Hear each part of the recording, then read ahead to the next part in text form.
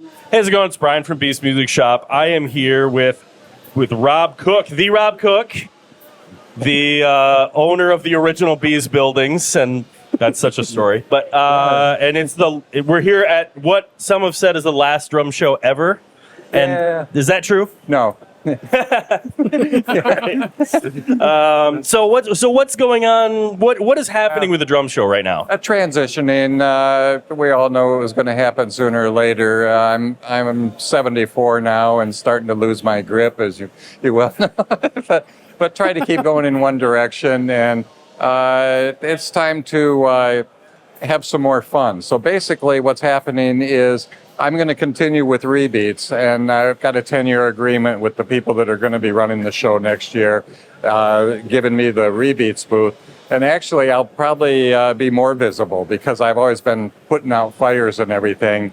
And I always sent the Wood Clan, Fred and Anna and everybody, to run the Rebeats booth, and they would sell the books and shirts and so on.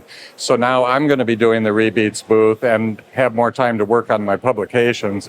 And I'll be coming to the show in a van instead of a big truck and a convoy and everything. Yeah. And I'll bring a couple people, and I'll be able to bring my drums and drum parts and all kinds of collectibles that, Fred wouldn't have had a clue what to do with.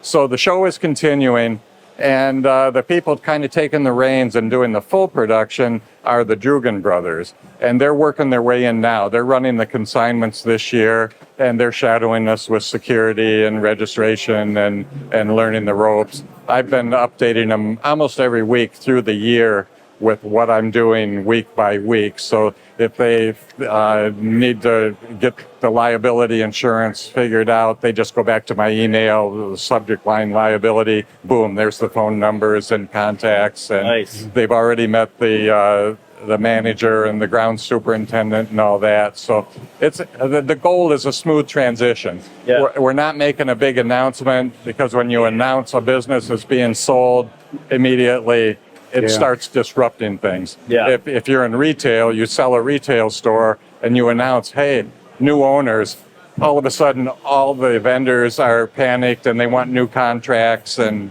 things get disrupted. So the goal is a smooth transition. Nice. Yeah, because you've been how many years have you been doing the drum show now?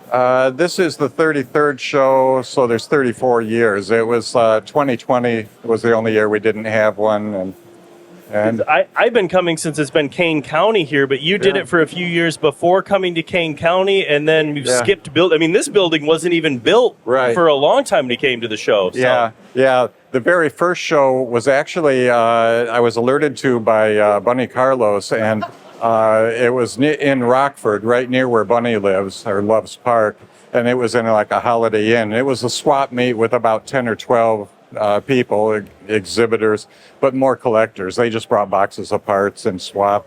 And it was put on, the guy that organized it was Jack Hutchinson. He had the drum hutch, and he has since passed away. But the next year I called him for the dates, and he said, oh, I lost my shirt on that. I'm not going to do it. But if you want to do it, I'll give you all the contacts for the people that were here. I had no idea you weren't the original. Don't publish that. But anyhow, the second year we had in Alma on Prospect Street, and in the original Bees building. Yeah, exactly. And we had the John Orlick introduce his glass drums there, and Joe Chilla came up from Detroit. Skins and Tins was there. Skins and Tins from Champaign is the only vendor that came to every show ever. They were at that first one in Loves Park. They were in Alma, and Alma's kind of the thing that catches up people that say they were at every one, because there weren't very many there. But like Bunny and Randy have been at every show except that one. Bunny Carlos and Randy Rainwater are fixtures. Bunny missed one other show. Cheap Trick was touring with Aerosmith in Canada, so he had to miss one. But his partner Randy was here, and Bunny was calling him every couple hours to get the skinny on what drums were showing up and everything. But so after Alma, we decided if it was going to grow, and it seemed to be a thing that could grow, we decided we better get back to Chicago. And I had a couple of partners the next year, and we were at the Hillside Holiday Inn Then the next year we met downtown to DePaul Music Mart, and it was the 5th show that was at Kane County, our new home. Yeah. And you were probably here about then, weren't you? 95, 96, something like that? I think it was 99 was the, Okay. I think 99 was the first year I came. Okay. So, because I think I just came out of high school and we were in the old building. It was the year Yeah. that we had Charlie Adams Yeah. from Yanni. That was Yeah. my first year. Okay. Yeah, he was one of our first clinicians, and there was no a grand plan for clinics or clinicians, but Barrett Deems used to come to every show, and it was always really a popular event when he'd sit down at a kit and noodle around, and all of a sudden there's a crowd gathered around.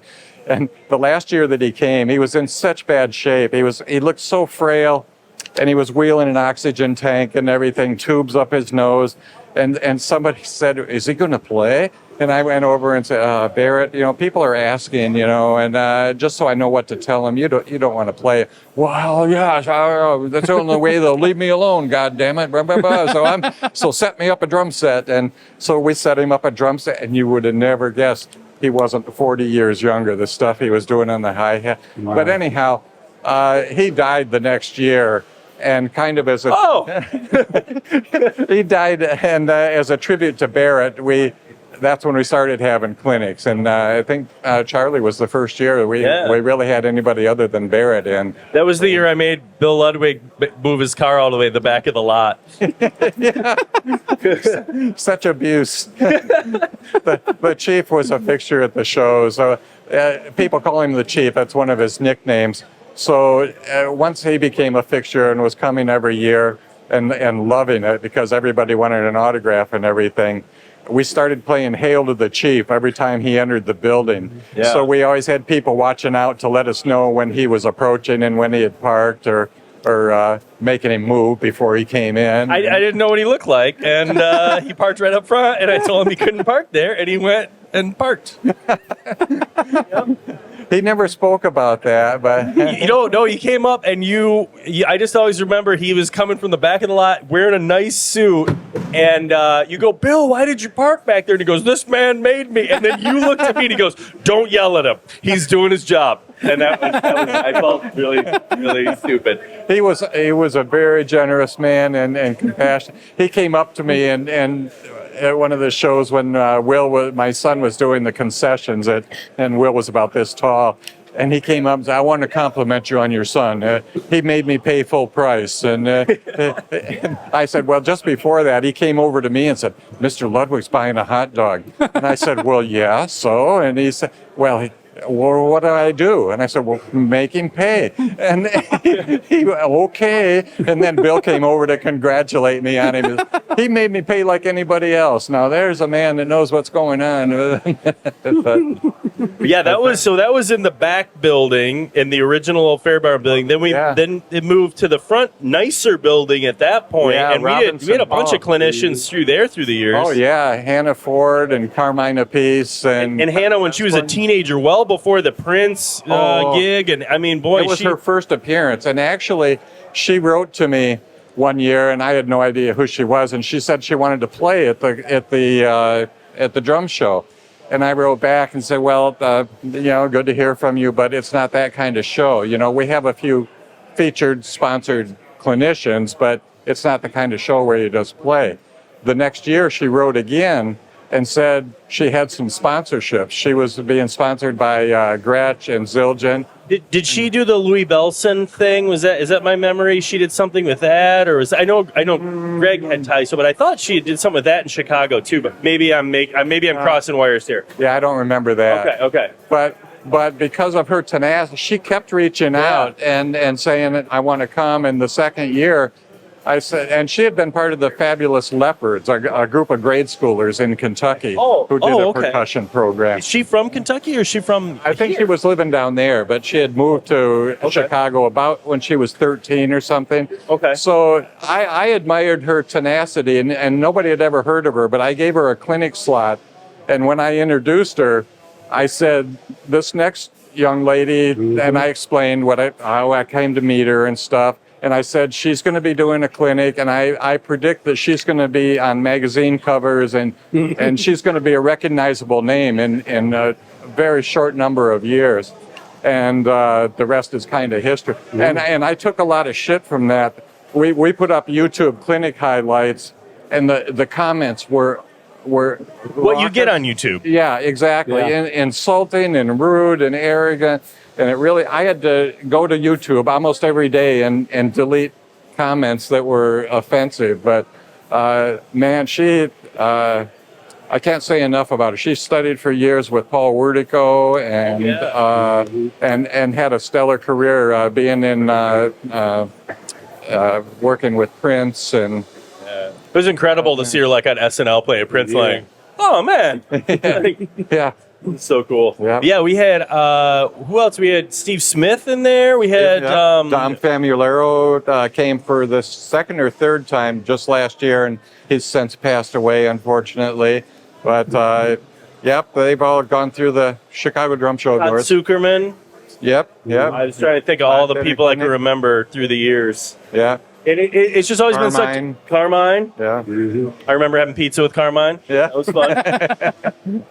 I mean, and it was always amazing. You had so much support from like DW and Ludwig and all these people that send drums and help. And Jules came for years from DW to help set up these clinics. And you've always just had like such a community of people kind of rushing in to all pitch in. Yeah. So it's one of my closest friends that's been here for the last how many years is Joe Partridge, who is the creator of this custom concept bass drum. We're just standing here ignoring that there's the weirdest bass drum of all time at our feet. And Joe is from Mississippi and didn't trust the shipping this thing. He had a custom crate for it, but drove it up from Mississippi. And I'll be moving it to the Rebeats Tower in Alma after the show. So it's going to be like people are going to try and break in to see it. Yeah, So that's what you're doing right now. Yeah, the famous triple kick. And people start asking questions about it, and the usual explanation is, well, it's 3 bass drums. There's one here, and then it turns into 2. Well, anything to add, Joe? No, I mean, we were talking about the current T-shirt. Rob sent me a picture. Yeah. It's a bass drum at a 90-degree angle, and I just mentioned a long time ago I came up with a 3-headed bass drum, and he was like, "Well, I don't get that. Just send me a picture." And so I drew one, and he wrote back, and well, I want to commission that. So then I had to figure out how to do it. So I figure it's like what you do if you wanted to weld pipe together. That's what I kind of thought about. yeah, it was similar to that. Yeah. There are a lot of angles there to get three cylinders to perfectly mate up that well. It was tricky. The worst of it was the finish, but yeah, it was quite tricky. But I love doing stuff like that. Yeah. I'm a woodworker by trade, and I always like the unusual and the challenging. So, yeah. The badge is really nice too. Oh, beautiful. You did a great job on the whole thing. It's Yeah. so cool. That was jeweler John Christensen, who has a booth here. Yeah. And he makes a custom key for us almost every year for the raffle. It's usually sterling silver with a diamond on it or something. And yeah, he told me if somebody walked into his jewelry store and ordered that badge, it'd be like $750 or something. Yeah. So it's kind of a priceless piece of art here. Yeah. Really neat. Yeah, it's so cool. I walked in. It was the first thing I went. Where did that? What happened? How did this happen? Yeah. Yep.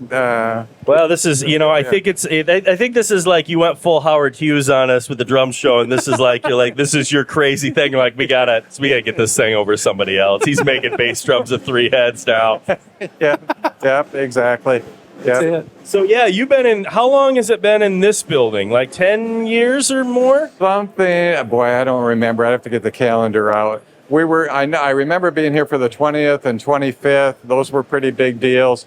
And then we moved to the Odeum in Villa Park, which is more of a commercial production facility, so people could ship to it, and they had lift trucks and the whole 9 yards, and it seemed to be more ideally located, close to the airport and all that. But a long story how we came to leave there, but we left there just in time because now it's been leveled. A trucking company bought the Odeum space and leveled it, and it's close to highways and ideal for them, but so we came back home to the Kane County Fairgrounds. But yep, we were here the first year that they opened it, and we were gone for about 4 years, but now we're back. Yep. Iconic. I feel like this is the place. This is the place it should be. So Yeah. yeah, it's so fun. I mean, is it? Are you excited to have your whole year back? You know, I mean, I know. Remember, you take like 2 months before you start, and now you get to. Yeah, it's a year-round thing, and I've been coaching the Drugans on that, telling them, okay, for the next 6 weeks, plan on somebody at least half an hour a day, maybe an hour a day, just to keep the website updated, to the social media, to be touching base with exhibitors and yada yada. So I think they've got it figured out, and I'll be able to just work on my other Rebeats stuff until the week before the show and pack up my van and come down. And Nice. It's going to be so Yeah. cool. You're going to have. I always remember seeing how much time you really put into it. 'Cause people are like, oh, you do the show, and I'm like, he works in that thing every day. Yeah. All year round, Yeah. and it's Yeah. always been such a cool event and ran so smooth and well, and it's nice to know Well, that it's thank going to you. continue to be so. So, The biggest challenge is getting staff to show up. I mean, when they hear that they have to okay, be here we go. We have to be here at 8 in the morning because it opens to the public at 10, and we were lucky to get Brian in by 10:30. So he's out the night before. And, you know, sometimes your clinicians took me out drinking yeah. and tried to said- kill me. Somebody said Brian's here. Where is he? Oh, I think he's in the bathroom puking or something. He'll be out in a minute. And, oh, we should tell the gorilla story. That's one of the. Oh, the gorilla story might be, yeah, that might be one of the best ones. Do you want to start? Yeah. No, I think you should tell it. Okay, one of the helpers that came just 1 year from Alma, Chad Van Conen, half of the band, the Kincaids, which is iconic in Central Michigan, and a trained professional wrestler, he had a gorilla suit. So I told him to bring it to the show, and he could walk around and sell raffle tickets and just be fun having a gorilla at the show. so he comes, and he's wearing it around. And he goes into the bathroom, and there was an elderly gentleman in one of the stalls. And He hadn't put it on yet. I thought this was no one had seen him yet. Wasn't that his first appearance? My memory yeah, served. he had just put it on. This elderly gentleman comes out of a stall in the restroom, and he sees the gorilla, and he doesn't say a word. He just turns and he walks out. And Chad comes out laughing. The gorilla comes out and says, "Oh man, you should have seen what happened just now. A guy came out and took one look at me and didn't do a double take. He just walked away." And we were laughing our butts off. And all of a sudden, Derek Crawford, who's standing about 20 feet away, sees us all laughing, and he turns around and says, "Did you smell that or hear it?" Okay.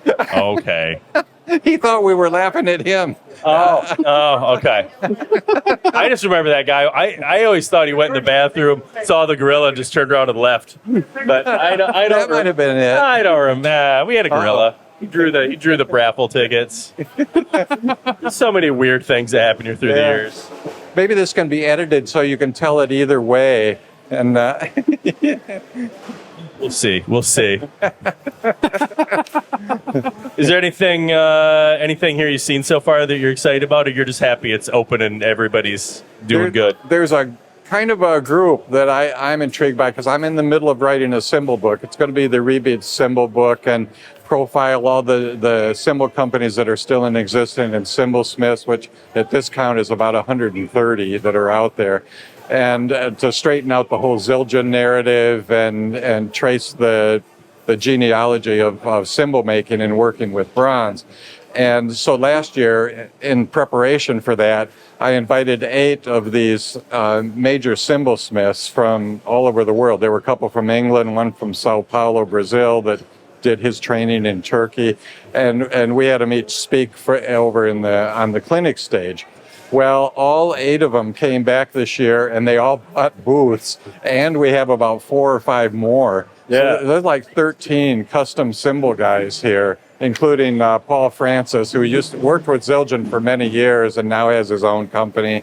And Francesco Domini from Sao Paulo is probably at the top of the heap. He has his own foundry, creates his own bronze, and and is a wealth of information. I'll be visiting him in Sao Paulo before the Cymbal book comes out. He's invited me down. He's got a lab where he analyzes different ways to treat bronze and different alloys. And so overall, that's what it really is my personal interest at this show, is all the highly qualified and skilled. There's at least 4 guys here from the UK. Matt Nolan is one. He'd come to many shows years back. And while he doesn't have a foundry, he does have a tempering oven, makes all kinds of orchestral, specialized tuned percussion instruments in addition to cymbals. So those are the guys I really salute, and I'm excited to have here. And that's the book you're writing right now. Yeah, I'm in the middle of that now. Yeah. Nice. Awesome. Well, hey, I'm sure I'll talk to you some more before this is over, but we had to figure out what this thing was before. Yeah. Well, my thanks to Joe, it's made it happen. And thank you for asking me to do it. I appreciate that.